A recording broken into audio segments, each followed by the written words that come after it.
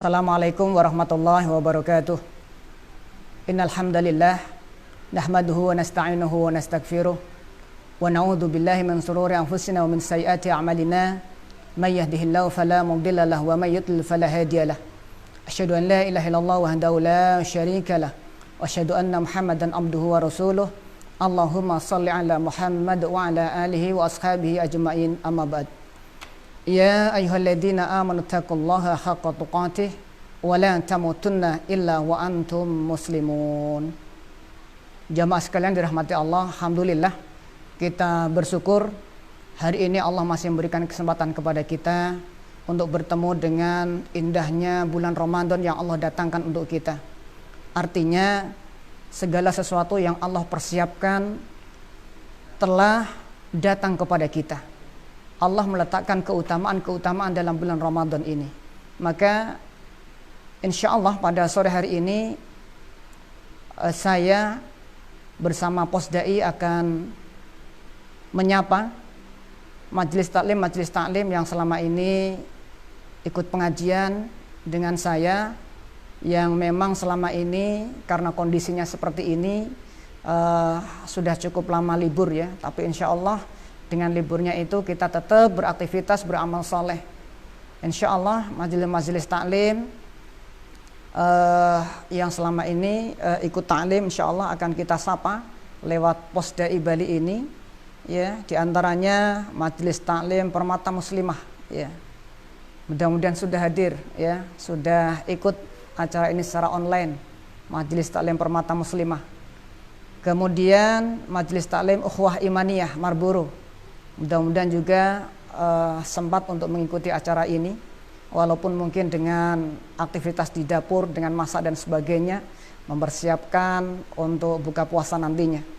Kemudian majelis taklim Qalbun Salim ya, Gunung Saputan, mudah-mudahan juga bisa ikut acara ini. Kemudian majelis taklim Istiqomah Pemogan, kemudian majelis taklim Istiqomah Kertapura, majelis taklim Padang Lestari, majelis taklim Sabrina Tuban ya, mudah-mudahan juga bisa mengikuti acara ini. Kemudian majelis taklim Ibu-ibu Al-Falah Pemogan, kemudian majelis taklim Ponpes Hidayatullah Pemogan, kemudian juga majelis taklim An-Nisa Glogor Carik Nilawarsiki. Baik jamaah sekalian dirahmati Allah, pada bulan Ramadan ini kita begitu mudah melaksanakan kegiatan-kegiatan amalan-amalan soleh. Kita diberikan keringanan oleh Allah Subhanahu wa Ta'ala. Hati kita ini tergerak. Hati kita ini tergerak dalam bulan Ramadan ini untuk melaksanakan amalan-amalan soleh. Bahkan orang-orang yang sebelum Ramadan ini dia enggan melakukan qiyamul lail misalnya, maka dia akan rajin qiyamul lail. Orang yang sebelumnya ketika di bulan lain sebelum bulan Ramadan ini dia enggan melaksanakan tadarus Quran, tapi kuat keinginannya ketika dalam bulan Ramadan ini melakukan tadarus Quran.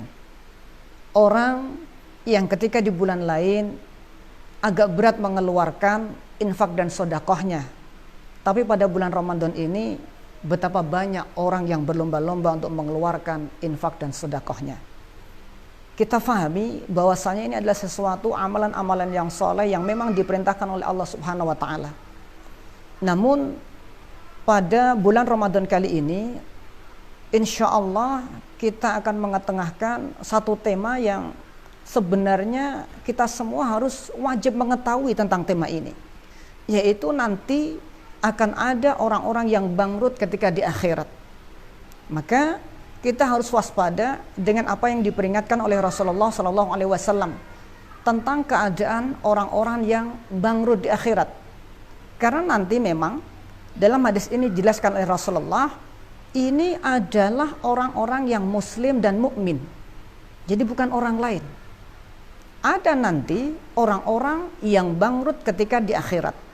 Ini yang harus kita waspadai. Karena sesungguhnya ketika kita ini mampu melaksanakan amalan-amalan saleh, kita perbanyak ibadah salat kita perbanyak tadarus Quran kita, kemudian kita berbagus saum kita, kemudian kita perbanyak infak dan sedekah kita, maka ada satu tugas penting yang harusnya kita fahami. Apa tugas penting itu? tugas kita adalah menjaga pahala-pahala yang sudah Allah berikan kepada kita ini sampai akhir hayat kita. Jadi saya ulangi kembali, tugas penting yang harus kita lakukan adalah menjaga pahala-pahala yang sudah kita peroleh dari Allah selama ini. Bertahun-tahun kita mengumpulkan pahala, bahkan mungkin puluhan tahun kita mengumpulkan pahala. Namun ketika kita tidak bisa menjaga pahala itu, kelak di akhirat akan habis. Suatu saat Rasulullah Shallallahu Alaihi Wasallam pernah bertanya kepada para sahabat, "Atadruna manil muflis?" Wahai sahabat sekalian, tahukah kalian orang yang bangkrut? Jadi Rasulullah bertanya kepada para sahabat tentang orang yang bangkrut.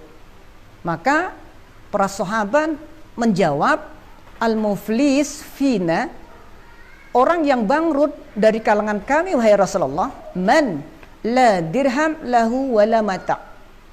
Orang yang bangkrut itu wahai Rasulullah menurut kami, dari kalangan kami adalah orang-orang yang man la dirham lahu wala mata, yaitu orang yang tidak punya dirham, tidak punya harta benda, tidak punya perhiasan sama sekali.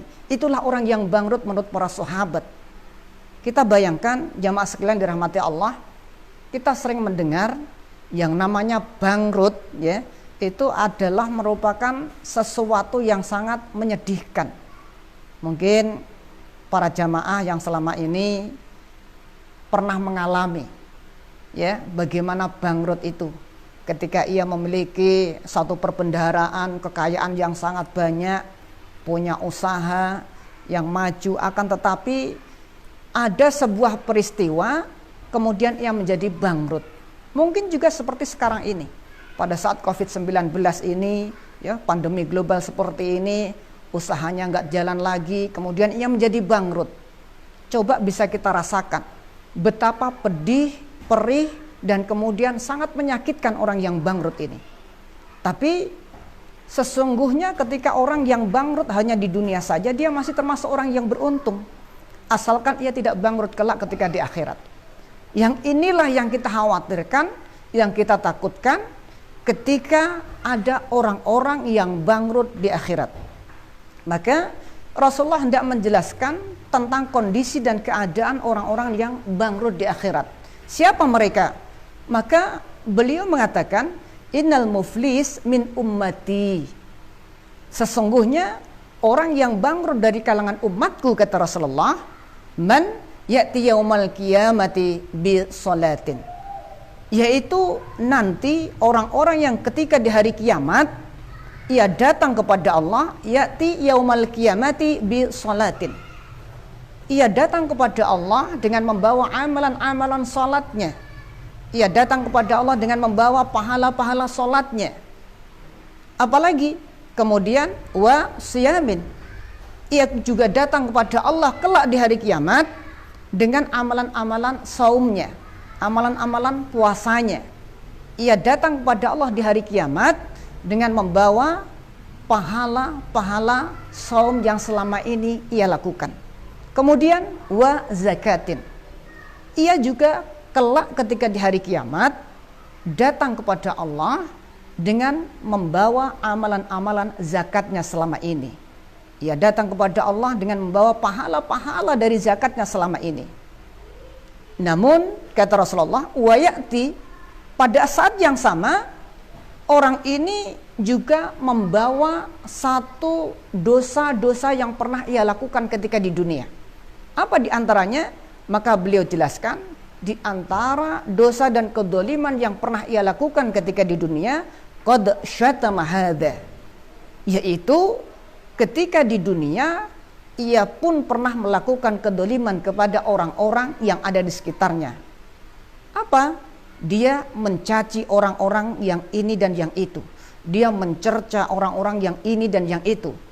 Itu adalah amalan-amalan buruk dan kedzaliman-kedzaliman yang pernah ia lakukan ketika di dunia.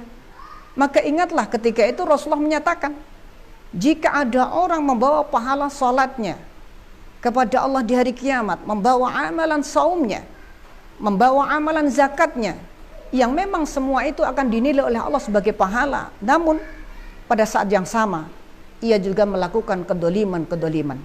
Qad syatama hadza. Maka kata Rasulullah, orang yang seperti ini ya fayu'ta hadza min hasanatihi wa hadza min hasanatihi.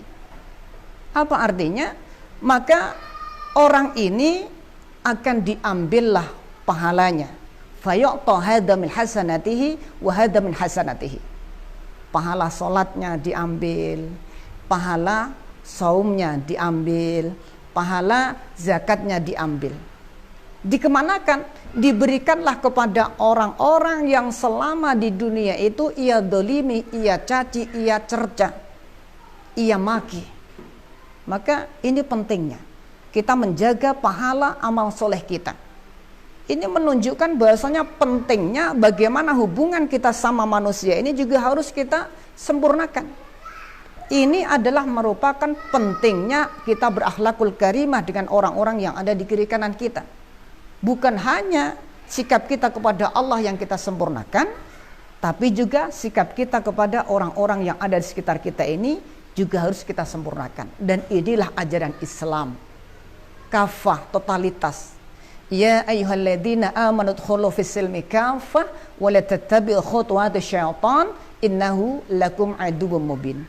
Maka jamaah sekalian, hati-hatilah. Jangan kemudian kita merasa berbangga dengan amalan-amalan salat kita, amalan saum kita, amalan zakat kita, tapi kita tidak menjaga akhlak kita kepada orang-orang yang ada di sekitar kita.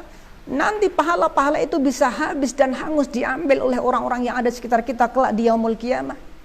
Jadi yang pertama yang harus kita waspadai adalah menjaga lisan kita. Jangan sampai lisan ini mencaci seseorang, mencerca seseorang, mengolok seseorang, hingga kemudian kelak di yaumul qiyamah pahala-pahala kita akan diambil oleh orang-orang yang kita dolimi itu.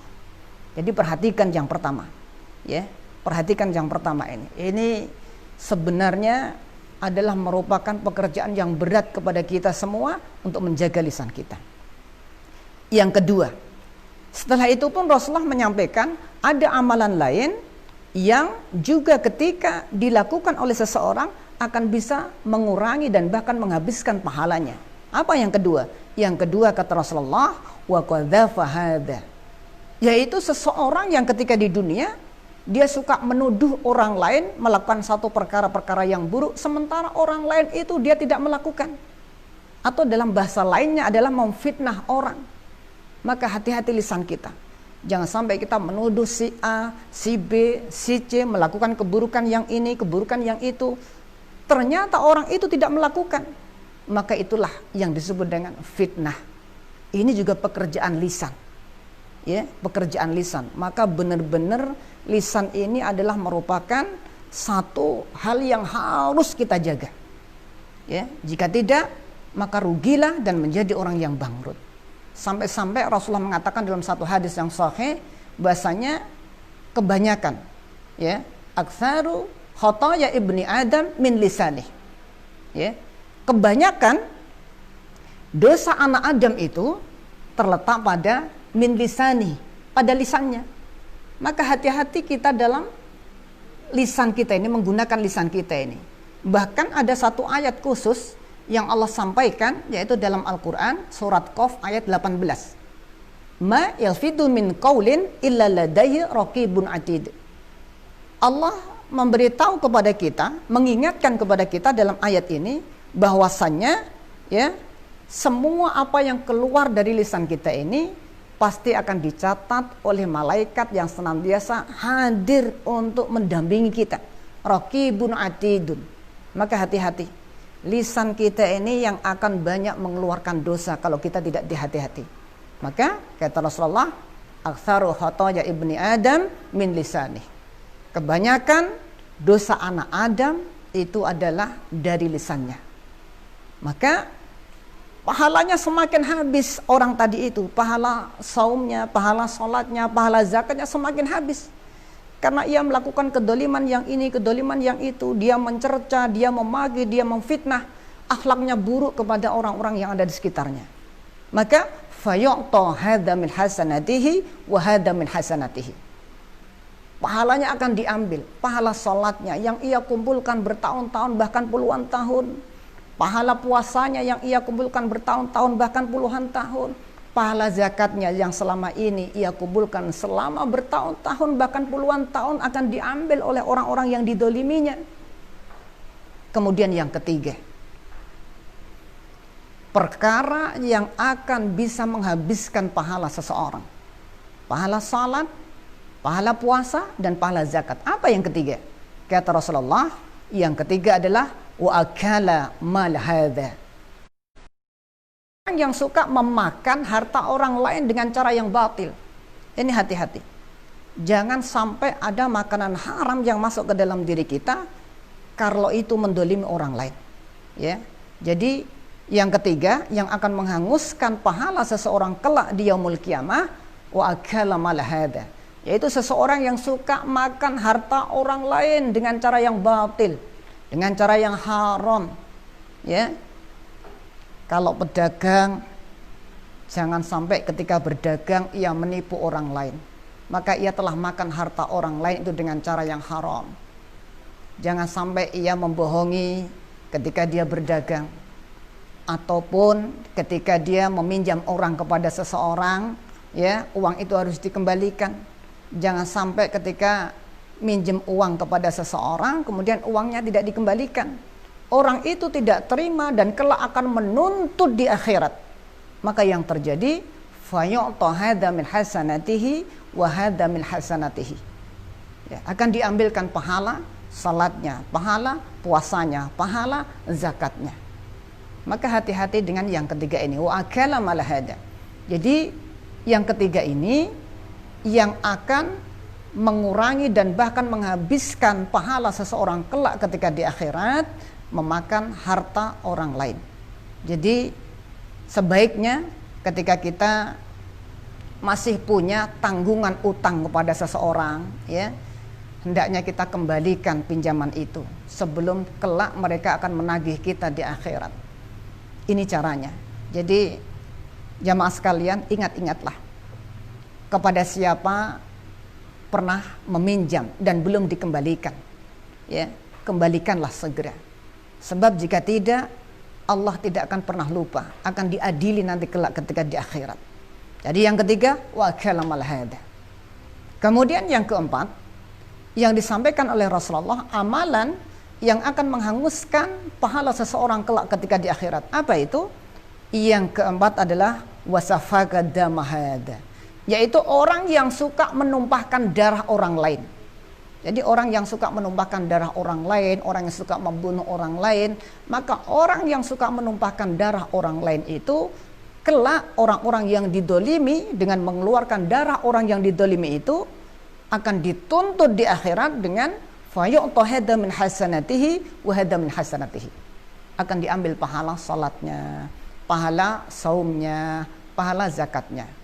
Kemudian yang terakhir, yang kelima, amalan yang akan menghanguskan pahala salat, puasa dan zakat. Apa yang kelima? Disampaikan oleh Rasulullah, wa dzuraba hadza, yaitu orang yang suka main tangan, yang suka memukul, ya, kasar. Maka ini hati-hati jamaah sekalian, ya. Jangan suka main tangan, jangan suka main pukul. Ya, seorang suami kepada istrinya, hati-hati. Jangan sampai seorang suami dituntut kelak ketika di akhirat karena suka main pukul kepada istrinya. Atau sebaliknya, seorang istri yang suka memukul suaminya, ini juga sama, akan dituntut kelak ketika di akhirat. Ya, maka hati-hati. Yang kelima ini adalah orang yang suka main pukul. Ya, tangannya mudah untuk memukul orang lain. Maka kelak ketika di akhirat ini akan menjadi pertanggungjawabannya. Nah, bagaimanakah ketika pahala-pahala sholatnya, pahala saumnya, pahala zakatnya sudah habis, padahal sementara masih banyak orang-orang yang menuntut dia. Pahala sholatnya sudah habis, pahala saumnya sudah habis, pahala zakatnya habis, tapi masih banyak orang-orang yang menuntut atas dirinya karena dia pernah mendoliminya, pernah mencacinya, pernah mencercanya, pernah diambil uangnya dengan cara yang batil, pernah dimakan uangnya. kemudian pernah difitnah orangnya. Bagaimana? Sementara pahalanya sudah habis. Maka kata Rasulullah, fa in faniyat min hasanatihi, dan jika pahalanya sudah habis, sementara dia masih banyak dituntut oleh orang-orang yang pernah didolimi ketika di dunia, akhida min khotoyahum. Apa yang terjadi? Maka akan diambil min khotoyahum, dosa dan kesalahan orang-orang yang pernah ia dolimi ketika di dunia. Dosanya orang yang pernah ia caci, ia cerca, dosanya orang yang pernah dimakan hartanya, dosanya orang yang pernah didolimi, dimakan hartanya, yang pernah difitnah, itu akan diambil. Terus kemudian diapain setelah diambil? Ketika itu maka faturihat alaih, akan dipindahkan kepadanya. Jadi dosa orang yang didolimi itu akan diambil, dipindah kepada orang yang mendolimi. Sudah pahalanya habis, malah ia mendapatkan dosa yang dibebankan dari orang-orang yang pernah ia dolimi ketika di dunia. Naudzubillah min dzalik. Sudah pahalanya habis, ia malah diberikan tambahan dosa oleh orang-orang yang pernah didoliminya. Ini yang mengerikan. Kemudian Rasulullah mengatakan, "Tsumma", kemudian turiha finnar. Akhir tragis daripada orang itu ketika dia pahalanya sudah habis, kemudian malah ia diberikan tambahan dosa-dosa. Akhirnya Rasulullah mengatakan, "Tsumma", kemudian turiha finnar, dia dilemparkan ke dalam api neraka. Naudzubillah min dzalik. Inilah jamaah sekalian, hadis riwayat Muslim yang barusan kita kaji ini adalah bentuk yang harus kita waspadai. Jangan sampai kemudian kita hanya mengamalkan agama Islam ini sebagiannya saja. Kita hanya memperbagus sholat kita, kita hanya memperbagus puasa kita hanya memperbagus zakat kita, kemudian hubungan secara sosial kita buruk dengan orang-orang yang ada di sekitar kita. Hendaknya kita mendengarkan hadis Rasulullah SAW berkaitan dengan perintahnya, yaitu dalam hadis Arba'in Nawawi. Apa perintah beliau? Yang pertama, ittaqillaha haitsuma kunta.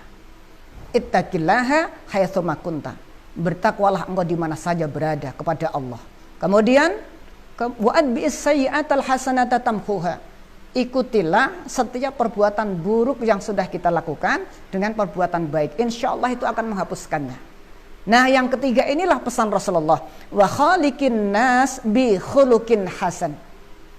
Ya, dan hendaknya engkau bergaul dengan manusia dengan akhlak yang baik. Saya ulang, hendaknya engkau bergaul dengan sesama manusia dengan akhlak yang baik. Wa khaliqin nas bi khuluqin hasan. Maka jamaah sekalian dirahmati Allah Subhanahu wa taala, mudah-mudahan ya dari perkara-perkara ini kita bisa hati-hati dan waspada. Dari perkara-perkara yang disampaikan Rasulullah, kita mampu menjaga pahala kita. Karena jangan sampai kita tidak termasuk ya orang-orang yang tidak mampu menjaga pahala. Maka jadikan diri kita orang-orang yang mampu menjaga pahala kita sampai akhir hayat kita, hingga kita meninggal dalam keadaan husnul khotimah. Pahala salat kita utuh kita bawa menghadap Allah. Pahala salat kita utuh kita bawa kepada Allah. Pahala puasa kita utuh yang kita kumpulkan bertahun-tahun kita bawa menghadap kepada Allah. Dan pahala zakat kita pun utuh kita bawa kepada Allah. Hingga pahala-pahala kelak itu akan memenuhi kitab catatan kita yang insya Allah yang akan diberikan dari sebelah kanan kita. Dan saya ingatkan kembali jamaah sekalian dirahmati Allah. Saya ingatkan kembali 5 perkara ya, terutama masalah lisan kita ini yang kata Rasulullah banyak sekali akan mendatangkan dosa-dosa, dan termasuk lisan ini yang akan banyak ya membuat orang menjadi bangkrut. Hingga kata Rasulullah, innal muflis min ummati, itulah orang yang bangkrut dari kalangan umatku. Maka mudah-mudahan dalam kajian yang singkat ini kita bisa mengambil hikmahnya dalam kajian online yang singkat ini kita bisa mengambil ibrah dari hadis Rasulullah itu. Sekarang kita sudah memahami jika saat ini, saat bulan Ramadan, kita berlomba-lomba memperbagus amalan kita, sholat kita perbanyak, saum kita perbaiki, saum kita perbagus, kemudian juga zakat kita perbagus, kemudian jangan lupa sekali lagi, jaga pahala-pahala yang sudah kita kumpulkan bertahun-tahun, bahkan puluhan tahun, jangan sampai habis. Sebab jika kita tidak bisa menjaga, kata Rasulullah, akhir tragis daripada orang-orang. Benar memang ia salat, iya benar memang ia puasa, benar memang ia zakat, tapi ia rusak akhlaknya kepada sama manusia. Na'udzubillah min dzalik. Rasulullah mengatakan, "Tsumma turiha finnar." Maka dia akan dilemparkan oleh Allah ke dalam api neraka. Mudah-mudahan ada manfaatnya, insya Allah.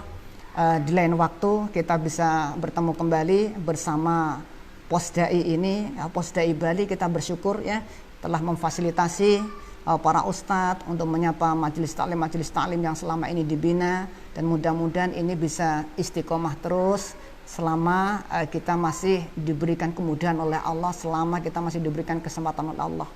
Terima kasih. Alafu minkum. Assalamualaikum warahmatullahi wabarakatuh.